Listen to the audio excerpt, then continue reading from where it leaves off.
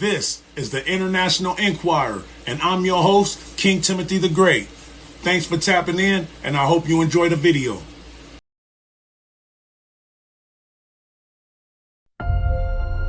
What if I told you there was once a civilization that possessed extraordinary architecture, advanced technology, and knowledge that rivaled anything we can imagine? And what if their story was tied to the biblical flood and the time before Noah?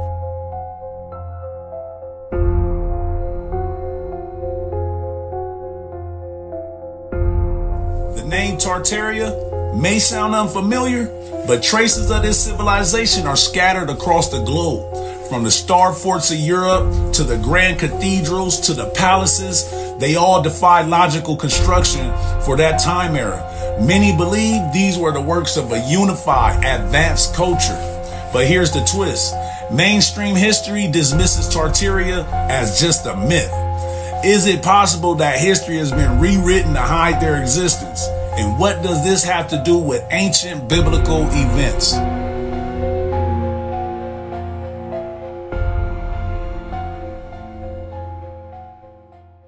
So if a society such as this one existed, then why has it disappeared from our collective memory?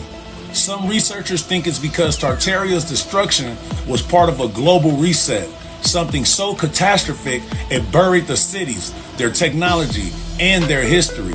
Sound familiar? It should, because the Bible describes exactly this kind of event. Let's go to Genesis. In chapter 6, we read about a time when humanity was just different. People lived for centuries. The earth was filled with corruption, and the Nephilim giants roamed the land. In Genesis 6:5-7 says, "The Lord saw how great the wickedness of the human race had become, and he regretted making them. And then came the flood, a divine reset." Now, what if Tartaria was a part of the pre-flood world, a civilization so advanced, so corrupted that it had to be wiped clean? So here's why I think the pieces fit. The architecture attributed to Tartaria wasn't just advanced, it was purposeful. These star forts and cathedrals aligned with principles of energy flow and natural power. Many believe they were harnessing atmospheric energy, a concept that might have been common knowledge before the flood. And if Tartaria was using this technology in a world filled with giants and fallen angels, maybe that's why it all had to go. Check this out. These buildings, the domes, the spires, the insane detail, it's almost like they were designed to do more than just look pretty. I don't think these were just buildings. I think they were machines, giant energy harnessing machines. Think free energy out of thin air. Tartaria might have had technology that could power entire cities without a drop of oil or coal. So what happened to it? Maps from the 1500s and 1600s show Tartaria as this massive empire stretching across Europe and Asia. But fast forward a few centuries and it's wiped clean. No mention in the history books, no big Hollywood movies about it. It's like the whole thing was erased. Some say it ties back to a massive reset event. Have you ever heard of the mud flood theory? Basically a disaster, possibly man-made, buried entire cities and wiped Tartaria off the map. Now listen to this brief but very elaborate explanation of what the mud flood was. And once again, fuck what they told you, because they didn't tell you this. The mud flood is an alternative history theory that claims we didn't really build most of the buildings in our major cities. Instead, we occupied them during the 19th century after digging them out. They were found buried underground, intact, where they had been buried by a catastrophic disaster we describe as the mud flood. I believe that the older and more impressive parts of cities across the world were truly built by a lost transoceanic Central Asian empire called Tartaria that ruled the world during the golden age of science and culture. We now live in the aftermath of their collapse, inhabiting the ruins of their civilization, ignorant of what truly lies beneath. I am a Tartarianist. I have seen proof of the mud flood for myself. I've seen half-buried buildings with my own eyes. I've seen ground floor windows that are only halfway out the ground, forcing my discerning mind to repeatedly ask a very simple question. Why? Why do we find half-buried buildings across the entire world? The evidence can be found in every city, every town. So again, why? I think it's because we like to have an inflated sense of ego. That when we came across these far superior buildings and they were buried and our technology enabled us to dig them out, that's all we could do is dig them out and refurbish them, that we couldn't help ourselves but to claim them so we could be this glorious people. All over the world, we find buildings with their first floor buried underground, windows at street level, doors that lead to nowhere. I personally believe that the submerged structures weren't originally built this way.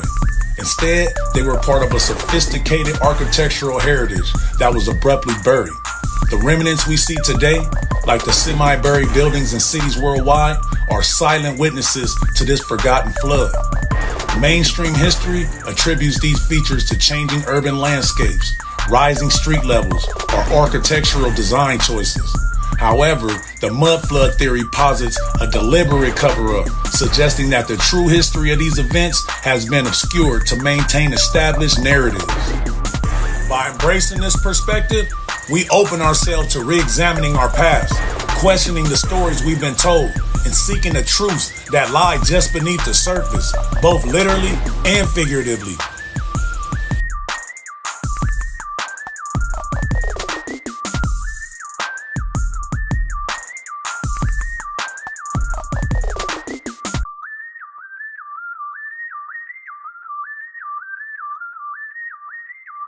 Let's talk architecture, because this is where Tartaria really starts to stand out. Look at the grand dome courthouses, cathedrals, train stations, and state buildings here in America. They look out of place, too advanced, too intricate for the time they were supposedly built. Some people even argue these designs align with the principles of sacred geometry, echoing the architectural wisdom of Solomon's temple in the Bible. Now ask yourself, how were these massive structures built in the 1800s when people were using horse-drawn carts and hand tools?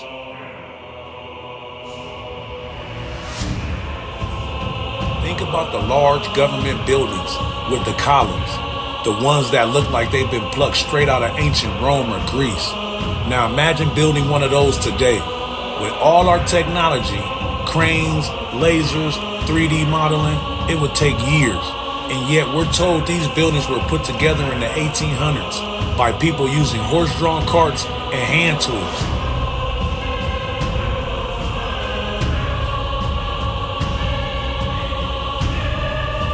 These aren't just pretty structures. They're impossibly detailed, perfectly symmetrical, and often feature materials that were hard to come by back then. Plus, many of them are aligned with precise mathematical and astronomical principles. It's like whoever built these knew something we don't know, something that let them achieve perfection on a scale we can't replicate today. Think about it. Nikola Tesla was working on wireless electricity in the late 1800s, proving that atmospheric energy could be tapped into, drawn directly from the atmosphere. What if these buildings were doing just that? Harnessing natural forces, electricity, sound waves, or even magnetism. The domes could have collected the energy, the spires could have acted as conductors, and the intricate designs might have helped channel it. The Bible references ancient structures built with divine inspiration, like the Ark of the Covenant, which some believe was a form of advanced technology. The Bible tells us in Genesis 11 about the Tower of Babel, a time when humanity was united, speaking one language, building something so advanced with the evil efforts of Nimrod that God scattered them. Could Tartaria be connected to this ancient unity? And if this technology existed, it would have made fossil fuels and centralized power grids unnecessary. Imagine a global civilization with free energy, advanced tech, and interconnected societies. With this technology, how would you explain the need for fossil fuels, industrial revolutions, or even national borders? You couldn't. It would change everything. Let's dive into evidence supporting the existence of Tartaria, a time period I believe was before Noah. The intricate design showcased in these videos highlight architectural marvels that surpass the capabilities of modern construction techniques. The Tartary civilization was likely destroyed between the 19th and 20th century through mud floods, energy weapons, and scheduled mass exterminations, and the Earth was suddenly deserted of billions of people. All the architecture and technology of this superior civilization was stolen and passed into the hands of the New World Order, who created the current ignorant civilization. Could it be that these alleged events of the 1800s were the final book burning, history removing knowledge of the Tartarian people?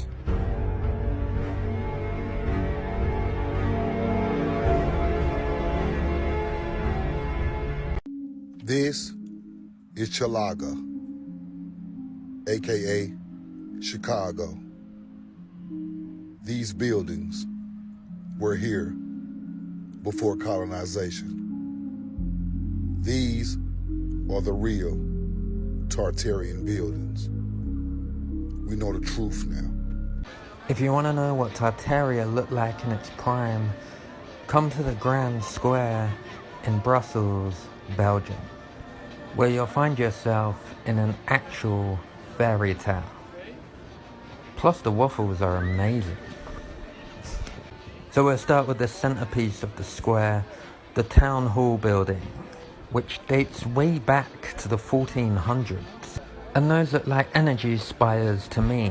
Was this originally an atmospheric energy antenna? There's gold on the top, which is a conductor.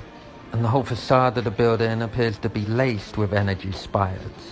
Now apparently the Town Hall building is the only building here which survived an attack by the French in 1695. But was that all part of an orchestrated reset? Look at the size of a car. Now look at the size of these car-sized pillars. And you telling me that they easily did this in 1890? Really? I mean, think about it.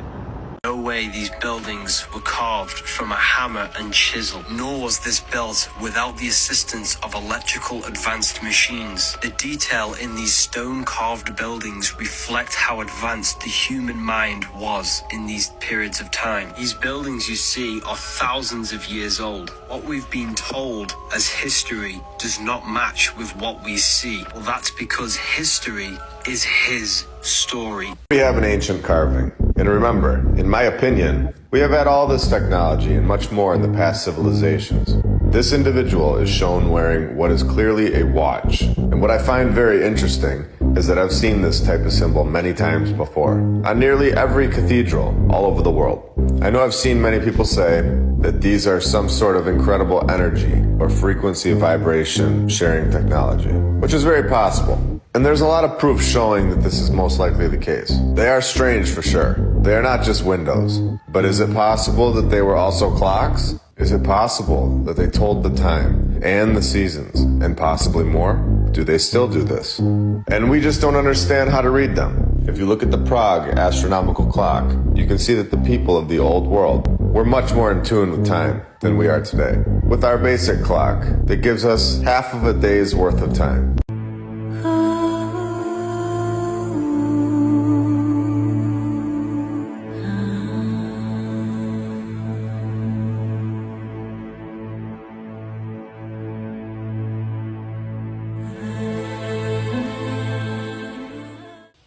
Now, watching those videos showed us the abilities they possess, but the labor needed and the tools needed to complete these massive structures was not available at the time periods they tell us these were created.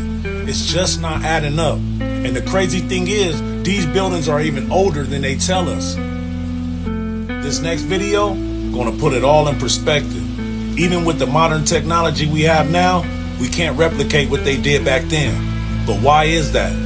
The largest stone moved in modern times is 340 tons. They call it the largest operation of its kind since the Egyptians built the pyramids. They had to custom build a 260-foot-long trailer truck that consists of 196 semi-truck wheels. The largest stone moved in human history is at the Ramesseum. It's the Ramesseum statue, and it's 1,000 metric tons. This stone at the Los Angeles County Museum of Art is 1/3 of the weight. The stone at the Ramesseum is 3 times heavier. Now, the mud flood theory, I don't believe it at all. But the same evidence used in this mud flood theory is the same evidence linked to the real flood described in the Bible. And I do believe that. The story of Noah is about much more than survival. It's about a reset. During that time, the world's technological prowess rivaled our own, yet was shrouded in moral darkness. It was said that fallen angels introduced advanced technologies and knowledge to mankind, knowledge that was never meant for human minds. This era witnessed the manipulation of life itself. Through forbidden knowledge, there were attempts to blend species, creating hybrid beings that defied the natural order. Such acts were seen as abominations, challenging the very fabric of creation.